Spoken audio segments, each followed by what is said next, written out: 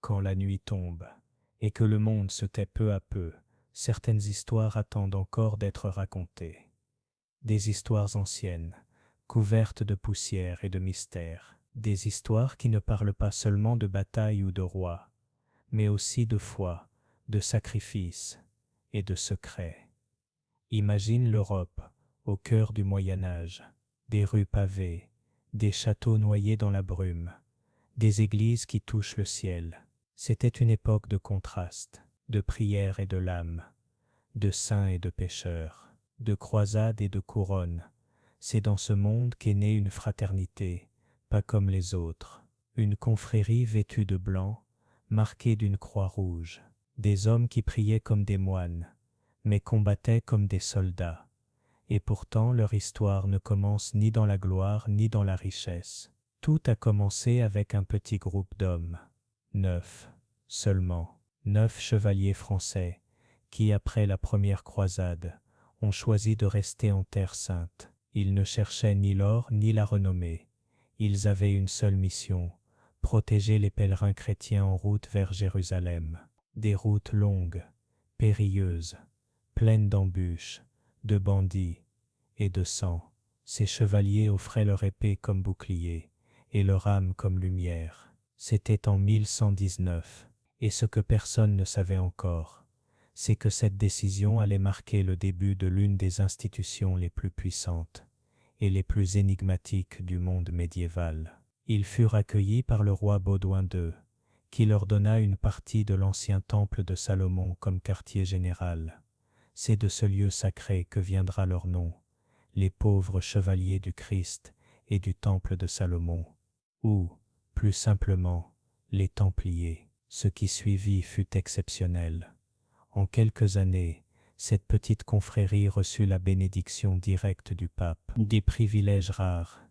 Ils pouvaient construire leur propre chapelle, étaient exemptés d'impôts, et surtout, ils ne répondaient qu'au pape, ni au roi, ni au seigneur. Une indépendance totale, presque dangereuse. Ils devinrent une force unique, hors du pouvoir traditionnel. Mais avant les forteresses, l'or et les mythes, il faut revenir au monde qui les a vus naître. À la fin du X siècle, l'Europe était morcelée, des royaumes minuscules, des seigneurs en guerre, des armées privées. Les paysans travaillaient la terre, les nobles se disputaient les frontières, et l'Église tentait d'imposer un peu d'ordre dans le chaos. C'était une époque où la vie était brève, et la foi immense. L'Église catholique régnait sur les âmes, et son chef, le pape, rêvait d'unir les royaumes chrétiens sous une seule cause. Et un jour, cette cause prit la forme d'un cri, un cri qui traversa les montagnes, les mers et les cœurs, Dieu le veut. C'est ainsi que naquit la première croisade. Ils n'étaient pas invincibles, mais leur réputation en tant que combattants disciplinés se renforçait à chaque campagne. L'image du Templier austère, silencieux, déterminé, commença à prendre forme. Avec leur manteau blanc et la croix rouge, ils devinrent un symbole reconnaissable non seulement en Terre Sainte, mais dans tout le monde chrétien. Ils étaient perçus comme un exemple de dévotion, les gardiens de la foi, bien qu'ils commençaient aussi à susciter de l'inquiétude, car à chaque victoire, leur pouvoir grandissait, et avec chaque donation, leur richesse augmentait. Ce qui au départ n'avait été qu'une petite confrérie de chevaliers pauvres, se transformait en une institution dotée de châteaux, de terres, de revenus, de navires et de contacts dans presque tous les royaumes chrétiens. Cette transformation apporta des opportunités, mais aussi de nouvelles menaces. Au cours des décennies, suivant leur consolidation, l'ordre du Temple connut une expansion sans précédent, non seulement en influence spirituelle et militaire, mais aussi en pouvoir économique, administratif et diplomatique. Il était évident, il ne s'agissait plus d'une simple confrérie de protection. Les Templiers devenaient un véritable système transnational au sein de la chrétienté médiévale. Cette croissance n'était pas le fruit du hasard. Depuis leur commanderie en Europe, les Templiers commencèrent à offrir des services allant bien au-delà de la défense des pèlerins ou de la guerre sainte. Ils offraient un dépôt sûr pour les biens, facilitaient les transferts de fonds entre royaumes et dans de nombreux cas agissaient comme banquiers. Rois, nobles et hauts dignitaires ecclésiastiques confiaient leurs richesses aux maisons templières, sachant qu'elles étaient protégées non seulement par des murailles, mais aussi par le respect que leur inspirait l'ordre. À Jérusalem, leur présence devint incontournable. Le temple de Salomon, où ils avaient installé leur siège, devint un symbole et un centre d'opération. De là, ils coordonnaient des escortes, géraient la correspondance et planifiaient des campagnes défensives. Leur autorité grandissait, non seulement en raison de leur rôle militaire, mais aussi grâce à leur capacité à maintenir l'ordre en temps d'instabilité. À mesure qu'il se développait, la structure interne de l'ordre se sophistiquait. Le grand maître, figure d'autorité suprême, supervisait les opérations depuis Jérusalem ou, si les circonstances l'exigeaient, depuis d'autres sièges temporaires. Sous ses ordres, un réseau de maîtres provinciaux et de commandeurs organisait les activités régionales. Chaque décision importante était prise en chapitre, et les règles continuaient de régir la vie quotidienne avec fermeté. Cependant, ce pouvoir n'était pas exempt de défis. Les tensions en Terre sainte s'intensifiaient, les États croisés subissaient des attaques constantes, et les Templiers, tout comme les Hospitaliers et d'autres forces, étaient contraints de maintenir une défense de plus en plus coûteuse. Les alliances devenaient plus fragiles. Les royaumes européens, qui autrefois envoyaient des croisades massives, se repliaient sur eux-mêmes, absorbés par des conflits internes ou la consolidation de leur propre territoire. Cela laissait l'ordre du Temple avec un fardeau croissant. Faute de renforts suffisants venus d'Europe, ils devaient maintenir leurs forteresses, protéger les routes et participer à des batailles sans l'appui de grandes armées croisées. Les ressources continuaient d'affluer d'Occident, mais la pression sur les chevaliers en Orient devenait de plus en plus intense. Dans ce contexte, leur rôle évolua. Bien qu'ils soient restés une force de combat, ils commencèrent à se spécialiser dans des opérations logistiques, de renseignement, de diplomatie et de fortification. La construction de châteaux ne répondait pas seulement à un besoin défensif, mais à une stratégie de contrôle territorial et de résistance à long terme.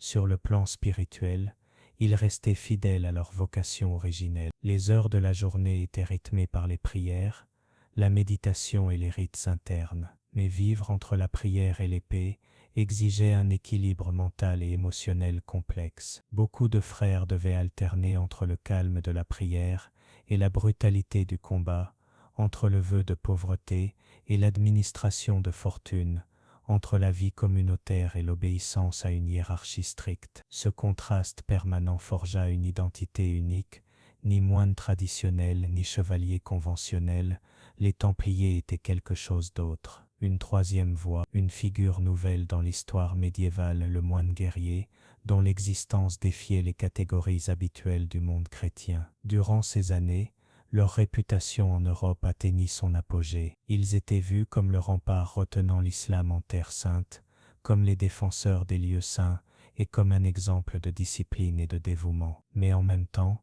cette combinaison de richesse, d'indépendance et de prestige commençait à susciter la méfiance de certains secteurs du pouvoir. Et bien que personne ne le sache encore, les graines de leur déclin étaient déjà semées. Tandis que les Templiers gagnaient en prestige, le monde dans lequel ils opéraient changeait rapidement. L'équilibre politique en Terre sainte était instable et les alliances fluctuaient constamment. Les royaumes chrétiens établis après la première croisade, tels que Jérusalem, Antioche et Tripoli, faisaient face non seulement à la menace militaire musulmane, mais aussi à des divisions internes, à des ambitions contradictoires et à des luttes de pouvoir. Les Templiers, toutefois, adoptaient une posture différente. Leur loyauté n'allait ni à un roi spécifique, ni à un seigneur local, mais à leur grand maître, et en dernière instance au pape. Cela leur conférait une liberté d'action particulière. Ils pouvaient négocier avec différents royaumes, se déplacer entre les territoires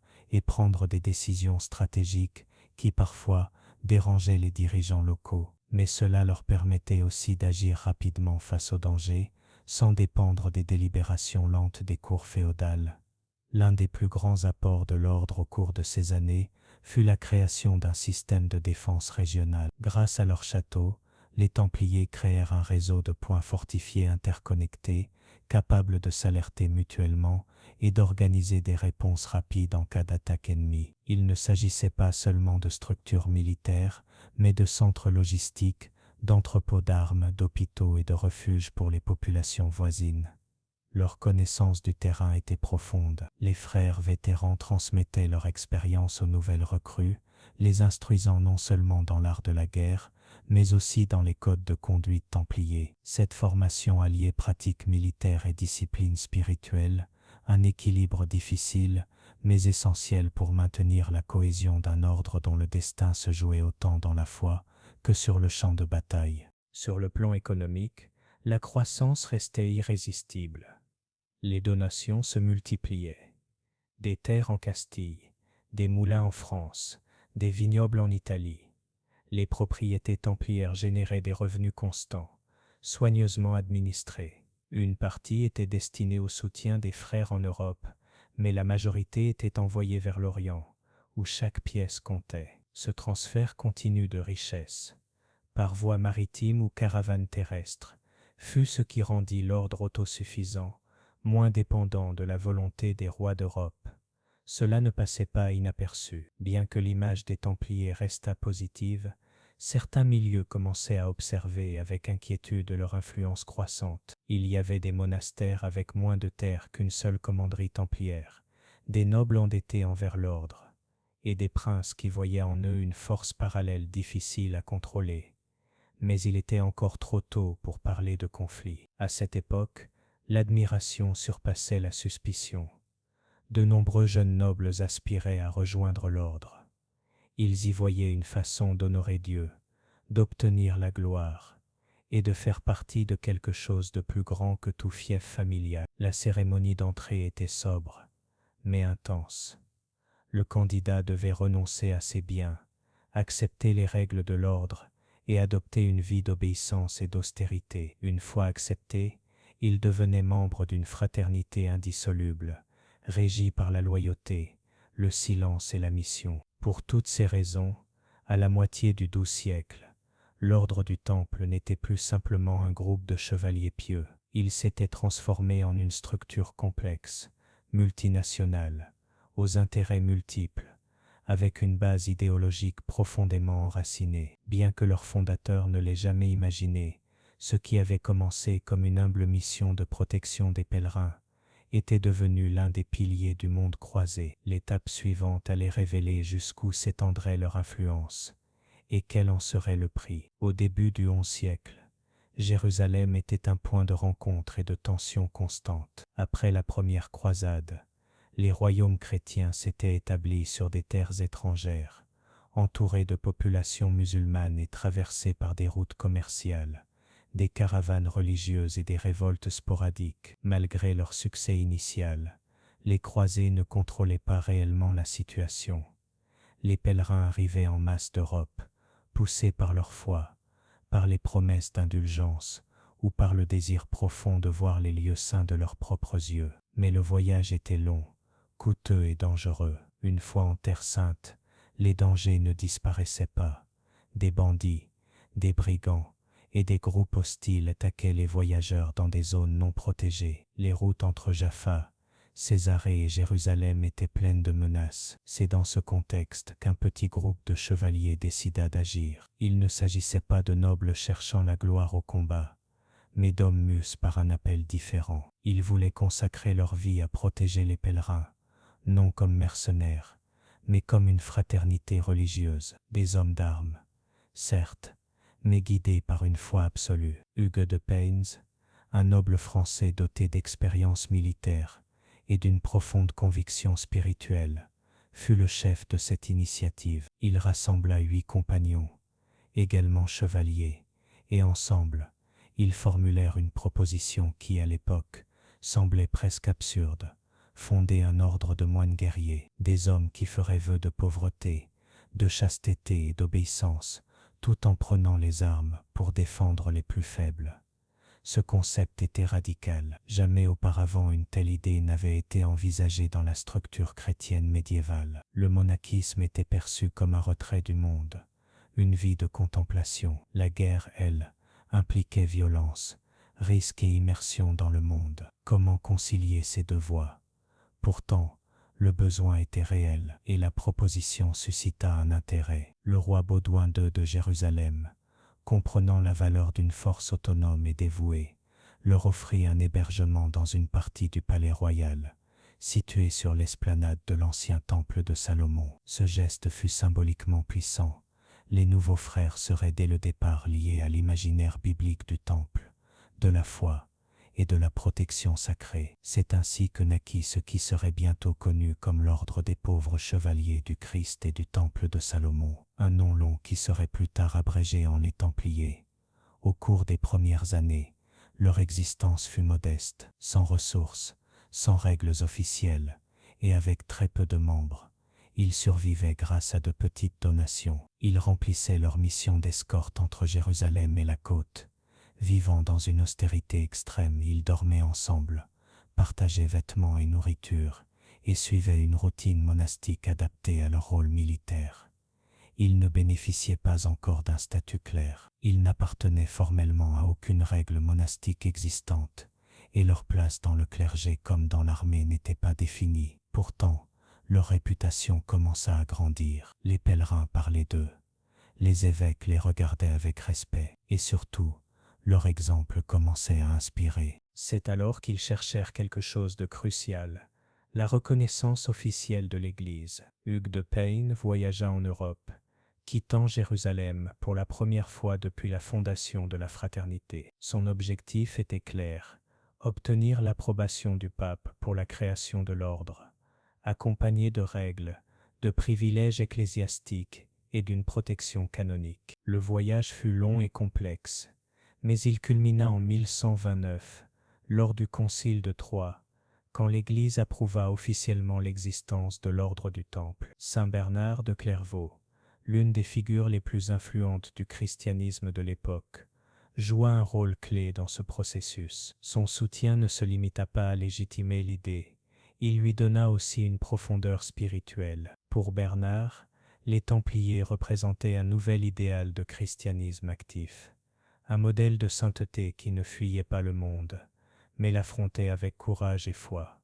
Le chevalier du Temple ne luttait pas pour la gloire ou la richesse, mais par amour de Dieu et du prochain. Son épée était un outil de justice, non d'ambition. Ce soutien spirituel fut décisif.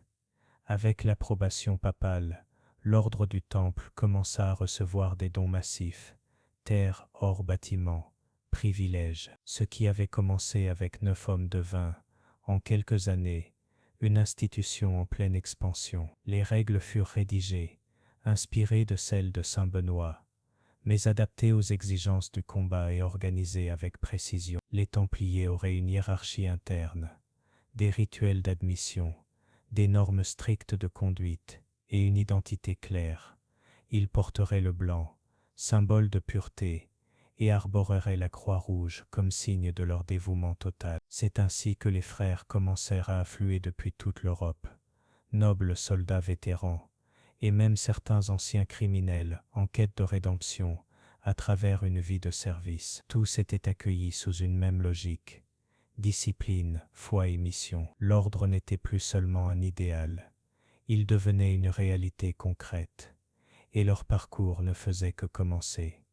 La reconnaissance papale transforma la jeune fraternité en une institution officielle à présence européenne. L'approbation ecclésiastique leur offrait non seulement une légitimité spirituelle, mais aussi une base politique solide. Dès lors, nobles et rois commencèrent à faire des dons massifs.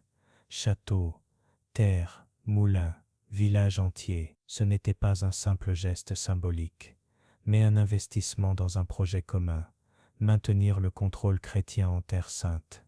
C'est ainsi que commença l'expansion rapide de l'ordre du Temple. En France, en Angleterre, en Aragon, en Castille, au Portugal et ailleurs, des maisons templières apparurent, appelées commanderies. Ces lieux n'étaient pas de simples résidences, mais des centres d'opérations économiques, de collecte et de logistique. De là, on organisait l'envoi de ressources vers l'Orient, chevaux, vivres, armes et surtout des hommes. Pendant ce temps, en Terre Sainte, les Templiers devenaient une présence de plus en plus visible. Ils gardaient les routes, protégeaient des forteresses stratégiques et collaboraient avec les armées des États croisés. Mais leur rôle ne se limitait pas aux militaires. En parallèle, ils commencèrent à agir comme intermédiaires financiers. Ils transportaient des fonds et jouaient le rôle d'une sorte de banque rudimentaire, fiable et protégée. Cette fonction naquit d'un besoin. Traverser la Méditerranée avec de l'or était risqué. Les pèlerins préféraient donc déposer leurs biens auprès des Templiers en Europe et recevoir l'équivalent en Orient. Ainsi, sans le vouloir vraiment, l'ordre développa un système de crédit transcontinental qui précéda de plusieurs siècles la banque moderne. Mais cette expansion apporta aussi des défis. À mesure que l'ordre grandissait, sa complexité augmentait. Les maisons d'Occident et les forteresses d'Orient fonctionnaient sous des réalités très différentes. Le grand maître devait équilibrer les dimensions spirituelles, militaires, politiques et économiques. Une tâche loin d'être facile. Dans le même temps, la politique des États croisés, appelée collectivement Outre-mer, devenait de plus en plus instable. En théorie, tous partageaient un même but: maintenir la présence chrétienne en Terre Sainte. En pratique, cependant, les rivalités internes, les intérêts économiques et les ambitions personnelles provoquaient des conflits constants. Les Templiers, en tant qu'ordre indépendant, se retrouvaient pris dans des loyautés contradictoires. D'un côté, ils répondaient uniquement au pape. De l'autre, ils devaient coopérer avec des rois, des nobles et des seigneurs locaux, qui ne partageaient pas toujours leur vision ou leur méthode. Ainsi se dessina peu à peu une véritable paradoxe. L'ordre né pour protéger la foi devait désormais naviguer dans un monde où politique et religion étaient inextricablement liées, une épée dans une main, une règle monastique dans l'autre, et au milieu, l'équilibre fragile d'un pouvoir en pleine croissance. Au fil des décennies, ce pouvoir se consolida. Les Templiers n'étaient plus de simples soldats pieux.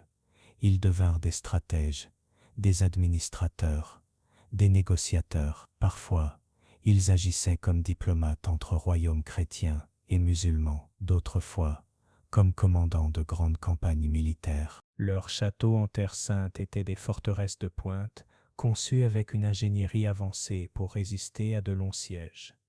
Mais chaque victoire soulevait une nouvelle question. Plus ils grandissaient, plus ils devenaient visibles. Et plus ils étaient visibles, plus ils devenaient vulnérables à la suspicion, à la critique, à l'envie. La vie quotidienne dans l'ordre était rigoureusement organisée. Chaque frère avait des tâches précises: combat, prière, gestion, entraînement. Les journées étaient rythmées par les cloches et les veilles. L'obéissance était absolue. Les règles interdisaient le luxe, les possessions individuelles et les contacts inutiles avec l'extérieur. L'idéal du Templier était double: guerrier et moine. Mais cette combinaison, aussi puissante soit-elle en théorie, engendrait des tensions en pratique. Certains membres s'adaptaient avec enthousiasme, d'autres avec difficulté. Tous n'étaient pas prêts au niveau de discipline exigé. Et bien que la règle autorisât des punitions, l'ordre offrait aussi un soutien. Des vétérans guidaient les nouveaux, des superviseurs corrigeaient avec patience.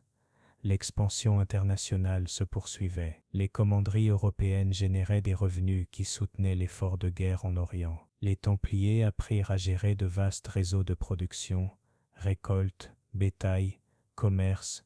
Leur système fonctionnait avec une efficacité remarquable, presque industrielle pour les standards médiévaux. Pourtant, leur mission originelle restait claire: la défense de la Terre Sainte. Chaque château entretenu, chaque escorte assurée, chaque embuscade évitée aux pèlerins renforçait cette vocation.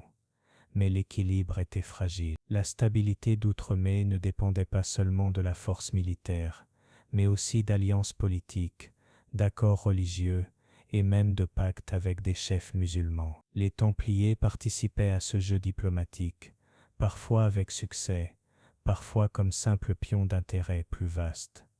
Dans ce contexte, l'ordre commença à susciter méfiance. Son indépendance irritait certains rois, sa richesse éveillait l'envie, son réseau international échappait au contrôle local. Même si rien de tout cela ne menaçait encore son existence, ce furent des signes annonciateurs de futures tensions. Vers la fin du XIe siècle, la figure du Templier ne se limitait plus au protecteur des pèlerins, mais s'imposait aussi comme un acteur géopolitique. Cette transformation, bien que inévitable, annonçait une nouvelle étape, où pouvoir, loyauté et foi seraient mis à rude épreuve. Dans les premières années suivant la conquête de Jérusalem, les royaumes croisés avaient consolidé leur présence dans la région. Le royaume de Jérusalem, avec les principautés d'Antioche, de Tripoli et d'Édesse, formait ce qu'on appelait Outre-Mer, la terre d'Outre-Mer. Ces États latins étaient des enclaves chrétiennes au milieu du monde musulman,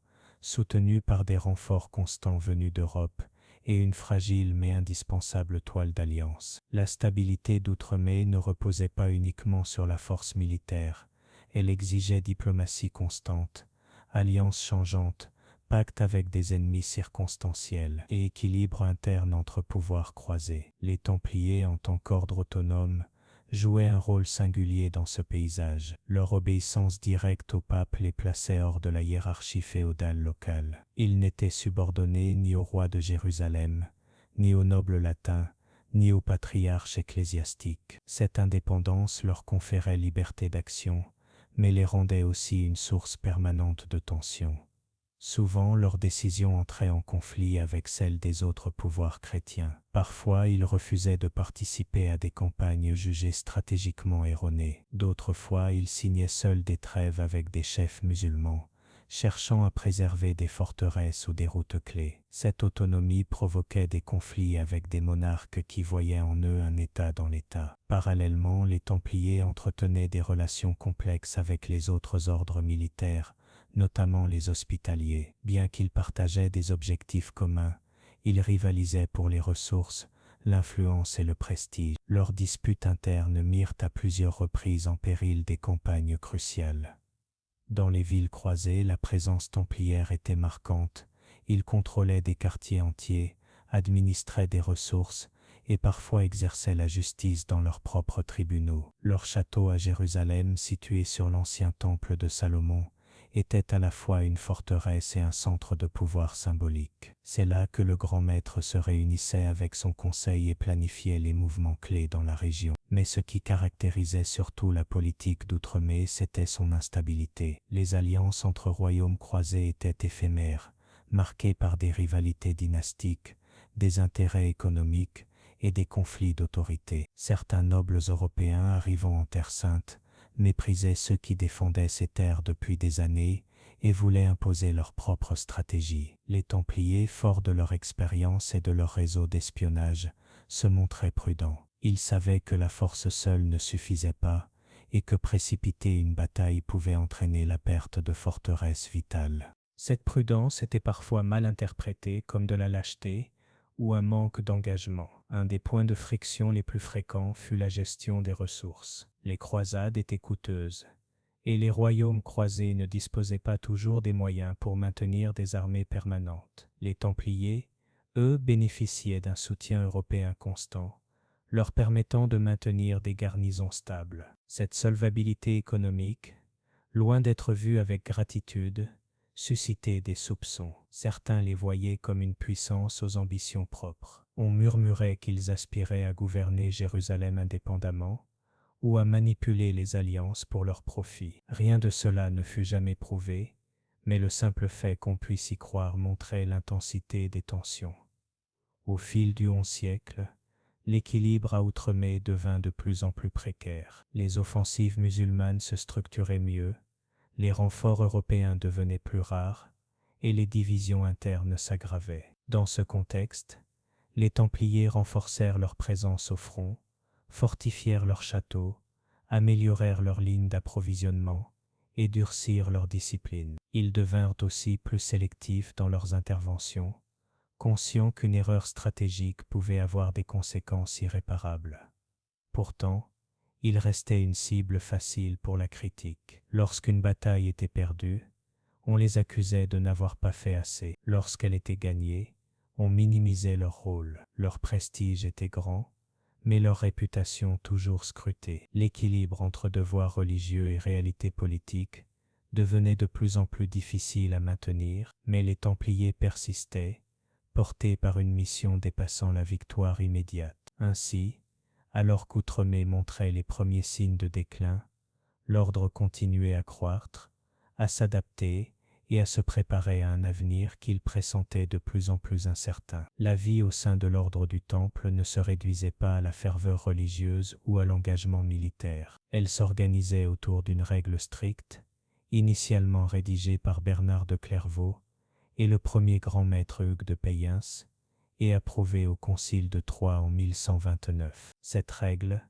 d'abord composée de 72 articles, puis étendue à plus de 600, définissait rigoureusement tous les aspects de la vie templière, de la manière dont un chevalier devait s'habiller à ce qu'il pouvait manger, en passant par les moments de prière. Chaque geste, chaque décision quotidienne était minutieusement réglée. Par exemple, la tenue devait être simple, une tunique blanche, symbole de pureté, ornée d'une croix pâtée rouge sur la poitrine. Les ornements et tissus luxueux étaient interdits. Les chaussures devaient être fonctionnelles, et les armes, bien que polies, dépourvues d'ostentation.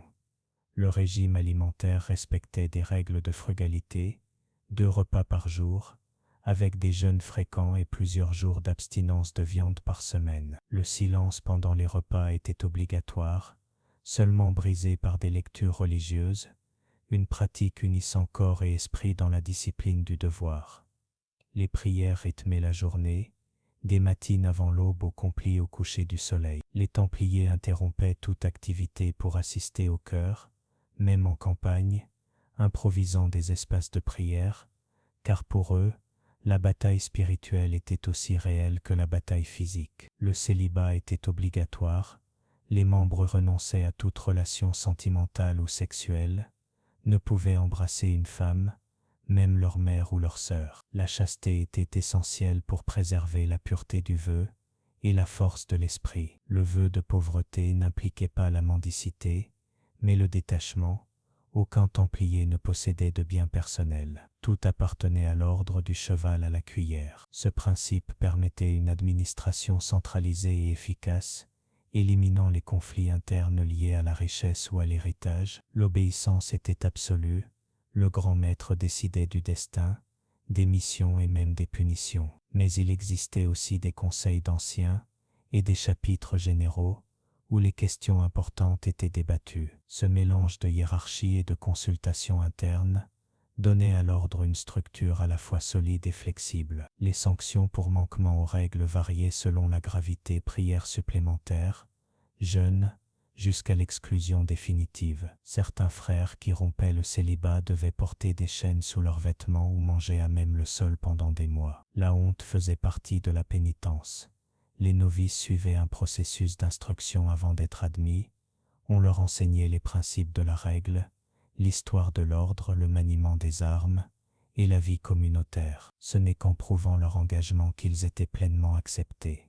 Cette règle templière n'était pas figée. Elle s'adaptait au fil du temps aux nouvelles réalités, aux différentes régions et besoins, mais son essence restait la même, une vie de discipline, d'humilité, de service et de foi. Cette rigueur, en apparence sévère, était en réalité une grande force intérieure. Dans un monde médiéval où les fidélités étaient instables et où les armées se dissolvaient après chaque campagne, les Templiers offraient une continuité. Leur structure leur permettait de rester opérationnels même dans les pires moments. La règle n'était pas un simple ensemble de normes, elle était l'âme de l'ordre, sa colonne vertébrale, et pendant des décennies, la raison pour laquelle des milliers d'hommes abandonnaient leur vie passée pour revêtir le blanc, l'habit des chevaliers du Temple. L'expansion du pouvoir templier n'était pas un accident, mais le résultat d'une stratégie constante, disciplinée et étonnamment moderne. De leurs origines modestes, en tant que petit groupe de chevaliers dédiés à la protection des pèlerins,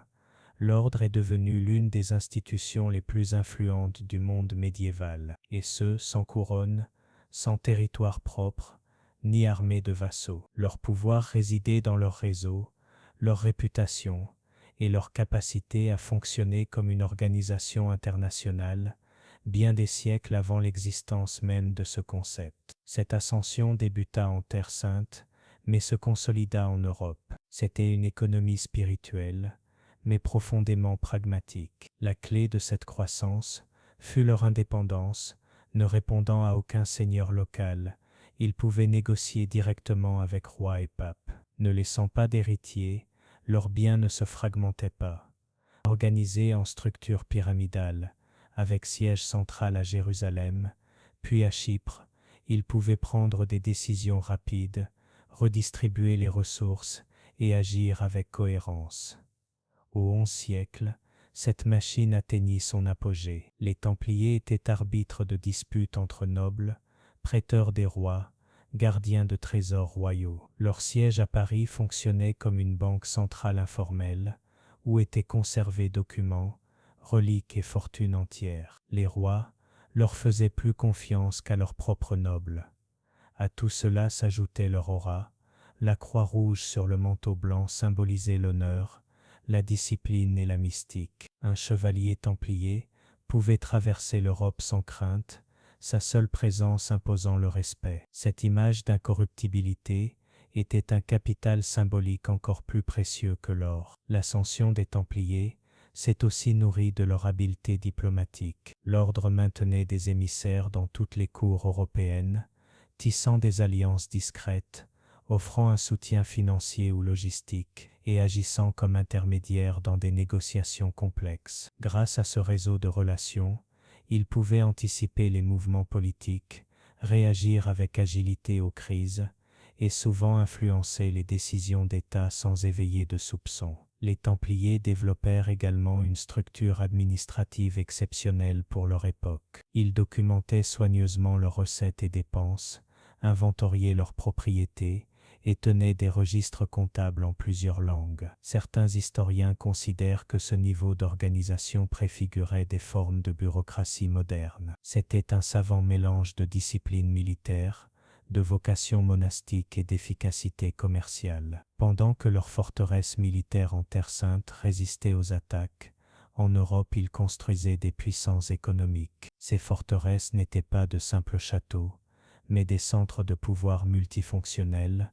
Elles protégeaient des biens, accueillaient des pèlerins, servaient de dépôt pour des trésors, et fonctionnaient comme des nœuds d'un réseau couvrant tout le continent. Nombreux étaient les nobles européens qui, plutôt que de laisser leurs biens à des héritiers divisés, les donnaient à l'ordre pour assurer leur salut éternel. Cette pratique, répandue dans toute la chrétienté, fit des Templiers de grands propriétaires terriens, mais aussi les gardiens de l'âme féodale européenne.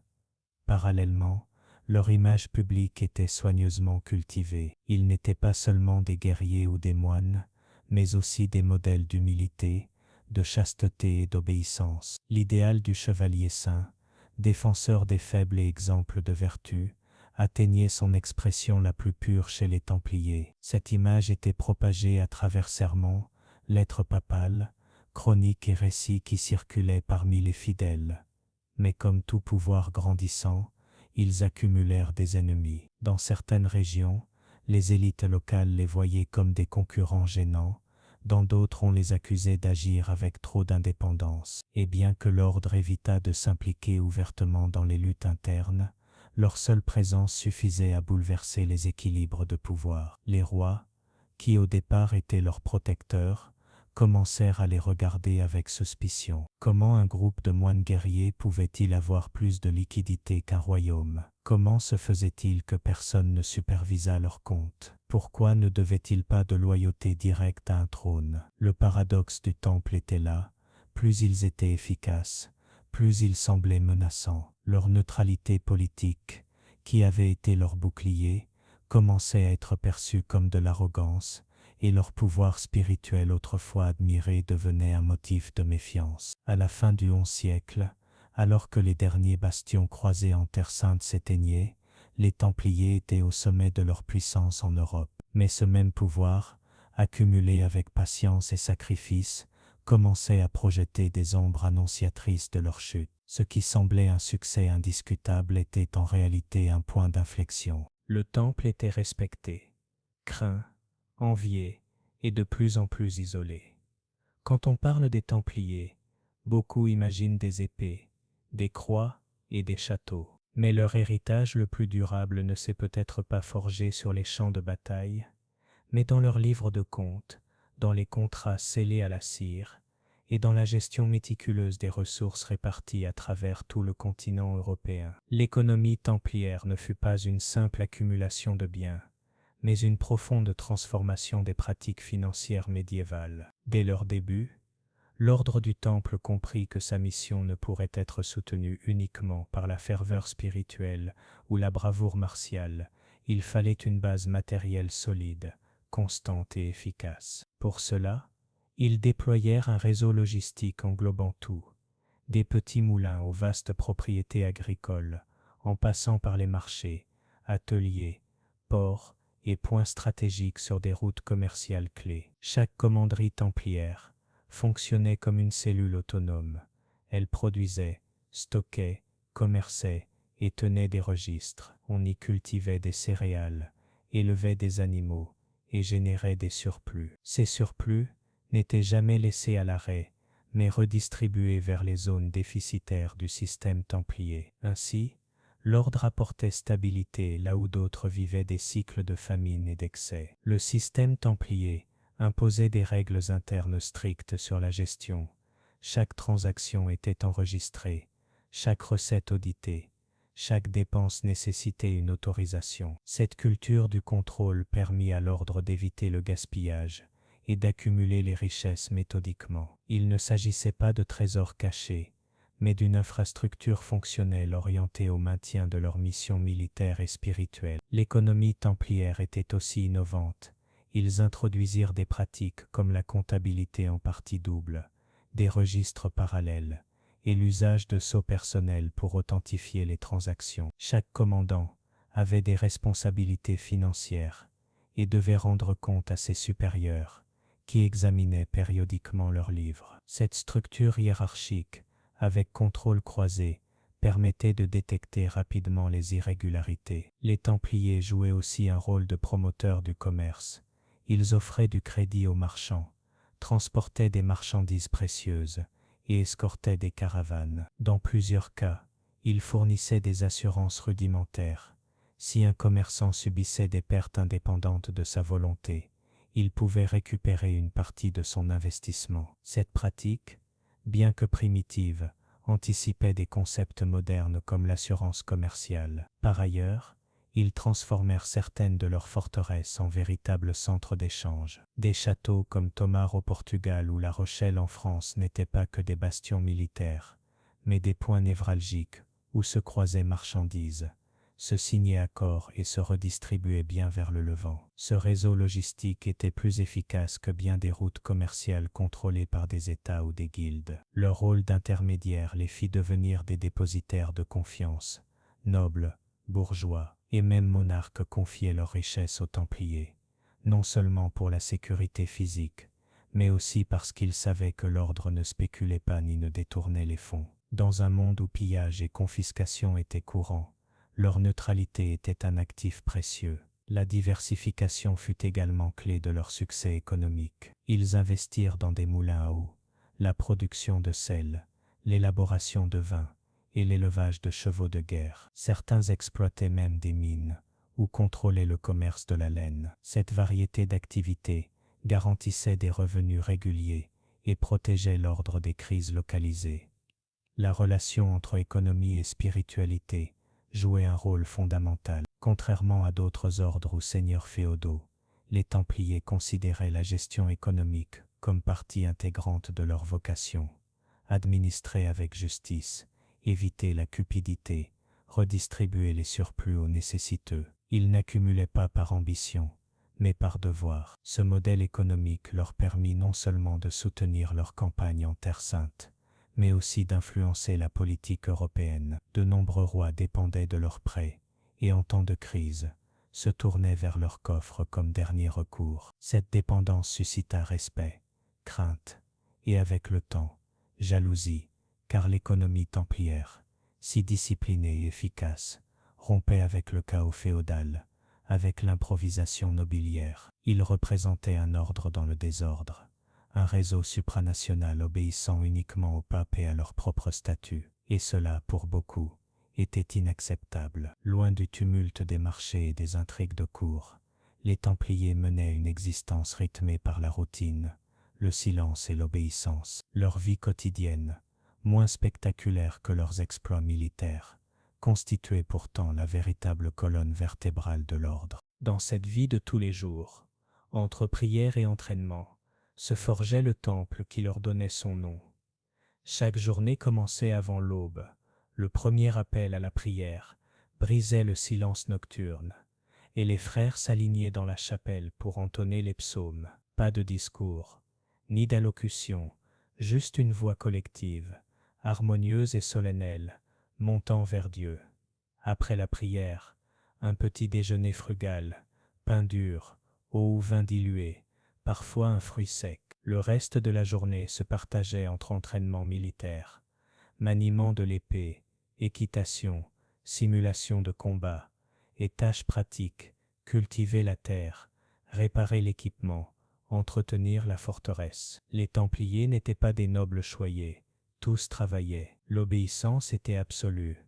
Chaque ordre devait être exécuté sans discussion. La discipline n'était pas une suggestion, mais une façon de vivre. Les punitions pour négligence ou désobéissance étaient sévères, mais rarement injustes. La justice interne était rapide, précise et publique. Personne n'était au-dessus de la règle. Les repas se prenaient en silence, tandis qu'un lecteur récitait des passages religieux. Les frères mangeaient à longue table en bois. Sans parler ni rire, le corps se nourrissait, l'âme méditait. Telle était la logique templière, austérité et réflexion. La nuit, les gardes se relayaient.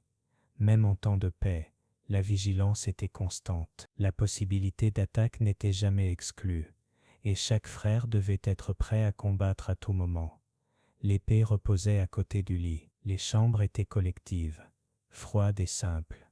Lits en bois, couverture de laine, aucune décoration. Les possessions personnelles se limitaient au strict minimum.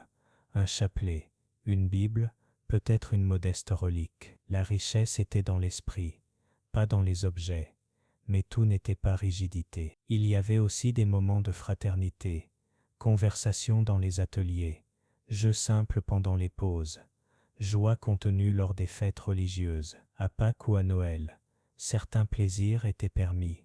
Viande, vin non dilué, douceur toujours dans les limites de la modération. La vie templière était un équilibre constant entre prière et préparation militaire. Ils n'étaient ni des moines ordinaires, ni des soldats communs. Ils étaient les deux à la fois, et cette double nature se reflétait dans chaque aspect de leur journée. Enfin, la vie quotidienne impliquait aussi apprentissage. Les Templiers étudiaient cartes, langues, médecine de base. Certains apprenaient l'arabe ou le grec, utile en Orient. D'autres se formaient à la comptabilité, pour gérer les commanderies. Le savoir faisait partie de leur arsenal. Au cœur de tout cela, le lien entre frères était profond. Ils ne partageaient pas seulement un toit ou un repas, mais un but commun. Ils mouraient ensemble, priaient ensemble, et souvent étaient enterrés ensemble. Cette fraternité était leur plus grande force. Ainsi s'écoulait le quotidien de ces hommes, qui choisirent de servir non pas un roi, mais un idéal. Chaque journée répétée, chaque geste discipliné, était une offrande, car dans la répétition ils trouvaient un sens, et dans le devoir la paix. Le fracas du combat, l'étendard au vent, et la certitude de lutter pour une cause divine, faisaient partie du paysage quotidien des Templiers. Dès leurs premières années, l'ordre devint la pointe de lance des croisades. Ils n'étaient pas de simples escortes de pèlerins, mais les chefs des batailles les plus importantes en Terre Sainte. Ce qui les distinguait de toute autre armée n'était ni leur armement, ni leur bravoure, mais leur discipline inébranlable et leur conviction spirituelle. Les premiers affrontements auxquels ils participèrent forgèrent la réputation de l'ordre. L'un des plus marquants fut le siège d'Ascalon en 1153. La ville, dernier bastion musulman sur la côte sud de la Palestine, résistait farouchement. Ce fut alors que les Templiers, sous la direction du grand maître Bernard de Tremblay, se précipitèrent contre un mur fraîchement ouvert par un bombardement. 40 chevaliers les suivirent, mais leur élan ne fut pas appuyé par le reste de l'armée, et tous périrent en combattant dans la ville. Bien que cette action fût jugée imprudente par certains, d'autres y virent l'expression suprême du vœu d'abandon total. Quelques jours plus tard, la ville tomba, mais la légende des martyrs était déjà née. Plus tard, lors de la célèbre bataille de Montguisard en 1177, les Templiers démontrèrent leur efficacité en terrain ouvert. Saladin, le grand stratège musulman, avançait avec une armée largement supérieure. Le jeune roi Baudouin Quête, surnommé le roi lépreux, ne disposait que de quelques centaines de chevaliers, parmi lesquels 80 Templiers commandés par Odon de Saint-Amand. Dans une attaque surprise, la cavalerie templière brisa le flanc ennemi, semant le chaos dans les rangs de Saladin. Ce jour-là, foi et tactique l'emportèrent sur la supériorité numérique. Mais toutes les batailles ne furent pas des victoires. En 1187, la catastrophe arriva sous forme de sable et de feu aux cornes d'Atin. Les croisés, mal préparés et pire dirigés par le roi Guy de Lusignan, tombèrent dans un piège, avancés dans une région sans eau en plein été. Les Templiers et les Hospitaliers formèrent la retraite, résistant jusqu'au bout, mais la défaite fut totale. Capturés, les chevaliers templiers furent exécutés sur ordre de Saladin. On dit qu'il les fit décapiter un à un, non par haine personnelle, mais parce qu'il savait que tant qu'il vivrait, il représenterait une menace militaire insurmontable. Après cette défaite, Jérusalem tomba, et l'appel à une nouvelle croisade ne se fit pas attendre. Lors de la troisième croisade, les Templiers furent le bras droit de Richard Cœur de Lion. Ils accompagnèrent le roi anglais dans ses campagnes, fournissant du renseignement, et à plusieurs reprises, sauvant ses troupes du désastre. À la bataille d'Arsouf, par exemple, ils résistèrent aux provocations musulmanes, jusqu'à ce que Richard donne l'ordre, et leur charge fut dévastatrice. Ce qui est remarquable, c'est comment cette vocation de guerre et de prière restait en équilibre. Avant chaque bataille, les Templiers priaient. Ils n'entonnaient pas de cris de guerre, ni ne promettaient de butin. Ils demandaient pardon, se confessaient, puis montaient à cheval. Ils savaient qu'ils pouvaient mourir, mais croyaient avec une foi inébranlable que cette mort leur ouvrirait les portes du ciel. Le pouvoir templier et celui des États croisés étaient intimement liés. Quand l'un déclinait, l'autre suivait inévitablement. Le XIe siècle marqua un profond changement. Les croisades n'étaient plus une cause sacrée pour toute l'Europe, mais devinrent des outils politiques. Les rois préféraient se faire la guerre entre eux plutôt que d'unir leurs forces en terre sainte. Pendant ce temps, en Orient, l'ennemi se renforçait. Les Mamelouks, anciens esclaves guerriers, formés à la guerre, prirent le pouvoir en Égypte sous des chefs comme Beybar. Ils menèrent des campagnes systématiques pour reprendre du terrain. Il ne s'agissait pas de raids désordonnés, mais de stratégies réfléchies, éliminant un à un les enclaves chrétiennes, des petites forteresses aux villes clés.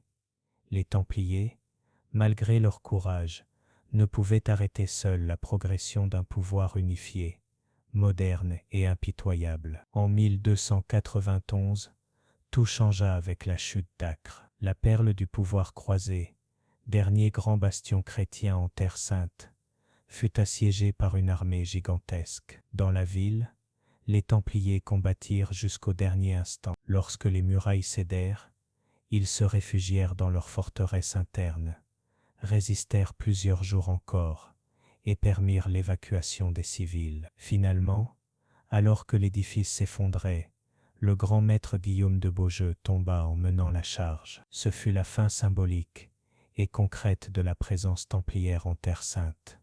Après cette chute, les Templiers se réfugièrent à Chypre. De là, ils tentèrent de maintenir une présence militaire minimale, mais la réalité était claire, la croisade était terminée, et avec elle leur raison d'être. La machine parfaite de combat, d'approvisionnement et de foi n'avait plus d'objectif, ce qui les rendait vulnérables. Tandis que les hospitaliers trouvèrent une nouvelle mission en mer, les Templiers restèrent ancrés dans leur passé glorieux. Leur structure était encore intacte, leurs ressources toujours abondantes, mais leur récit ne séduisait plus ni roi ni pape. Ce n'était qu'une question de temps avant que le pouvoir ne les voie avec suspicion.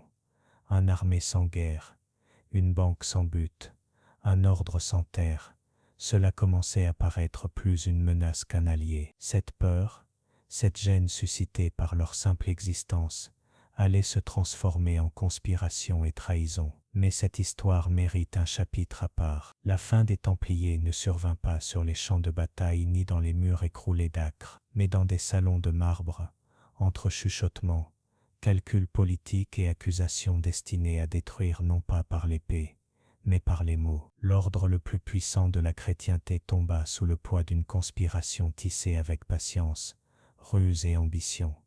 L'architecte de leur chute fut le roi le plus puissant d'Europe, Philippe IV de France, surnommé le Bel. Ce n'était pas un homme impulsif. Son visage parfait cachait un esprit qui voyait dans chaque recoin une opportunité pour renforcer son trône. Quand ses caisses furent vides à cause de guerre et de gaspillage, ses yeux se tournèrent vers ceux qui, sous le couvert du mysticisme et des croisades, manipulaient une richesse immense, les Templiers. Le 13 octobre 1307 à l'aube, des milliers d'hommes armés parcoururent les villes françaises avec un seul but, capturer tous les membres de l'ordre du Temple. Le grand maître Jacques de Molay fut arrêté à Paris. Personne ne s'y attendait, personne ne comprenait. Il y avait des rumeurs, mais on n'aurait jamais imaginé que le roi irait aussi loin. Les accusations furent brutales: hérésie, idolâtrie, sodomie, négation du Christ. On prétendait que les Templiers adoraient un mystérieux idole, appelé Baphomet, crachaient sur la croix lors de rituels secrets et se livraient à des pratiques impies. Peu importait que leurs ennemis n'aient jamais prouvé quoi que ce soit en 2 siècles. Peu importait que beaucoup de ces pratiques n'aient jamais été évoquées auparavant. Ce qui comptait, c'était que maintenant ces mots portaient le sceau du roi. Pour beaucoup, tout cela n'était qu'un prétexte. Philippe devait de grosses sommes à l'ordre. En le détruisant, il éliminait sa dette et s'appropriait ses biens. Pour cela, il n'hésita pas à utiliser la torture, le chantage et la peur. Sous la torture, certains Templiers confessèrent, d'autres moururent sans parler. Jacques de Molay résista des années, niant les accusations, jusqu'à ce qu'obligé par la douleur, il signe une confession. Mais, lors de son procès public, dans un ultime sursaut, il se rétracta devant la foule à Paris, proclamant l'innocence de l'ordre et la sienne propre. Il fut immédiatement condamné. Cette même nuit, il fut emmené sur une île de la Seine et brûlé vif. Les flammes l'engloutirent tandis que, selon les chroniques, il lançait une malédiction au roi et au pape, leur prédisant de le rejoindre devant Dieu dans moins d'1 an, et ce fut le cas. Clément V mourut quelques mois plus tard. Philippe peu après. Les Templiers disparurent en tant qu'institution, mais leur empreinte resta gravée dans l'histoire. Ce qui avait commencé comme une petite fraternité de 9 chevaliers jurés pour protéger les pèlerins en Terre Sainte devint l'un des symboles les plus puissants du pouvoir médiéval. Mais au-delà du mythe, leur véritable héritage se déploie en de multiples directions. Sur le plan militaire, ils furent des pionniers. Ils réussirent à lier l'idéal monastique à une discipline martiale rigoureuse, bâtirent des fortifications imprenables, mirent en place des systèmes logistiques traversant les continents et créèrent un réseau de communication anticipant les armées féodales. Leur manière de combattre inspira d'autres ordres, et leurs châteaux dominent encore les paysages, de l'Écosse à la Syrie.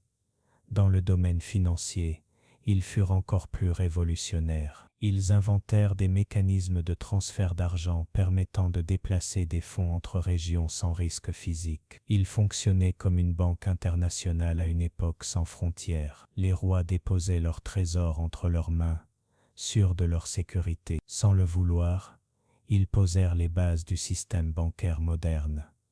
Leur chute laissa aussi un enseignement sombre. Même l'organisation la plus puissante peut être détruite si le pouvoir politique le décide. Leur procès fut un précédent des procès inquisitoriaux, des purges politiques et de la manipulation judiciaire pour justifier l'injustifiable. L'usage de la torture pour extorquer des aveux et la création d'une narration fausse mais efficace marquèrent un tournant historique. Cependant, leur héritage le plus durable réside peut-être dans la culture populaire. Après leur disparition, naquit le mythe. On parla de trésors cachés, de savoirs occultes, de pactes secrets. On les associa à la franc-maçonnerie, au Saint Graal, à des reliques sacrées et à des cartes de continents perdus. Leur histoire à la fois tragique et fascinante nourrit l'imaginaire depuis des siècles. Aujourd'hui, le symbole de la Croix-Rouge sur fond blanc est encore reconnaissable. Il incarne le dévouement, la foi, le mystère. Dans les musées, les romans, les jeux vidéo et les films, leur image perdure. Et tant qu'elle vivra, l'ordre du Temple existera, non plus dans des forteresses de pierre, mais dans la mémoire collective. Car les Templiers furent plus que des guerriers, ils furent une idée, une organisation, une vision du monde. Et comme ils le savaient bien, les idées ne meurent pas avec le corps. Elles ne meurent que si on les oublie. Mais le monde, lui, ne les a pas oubliées.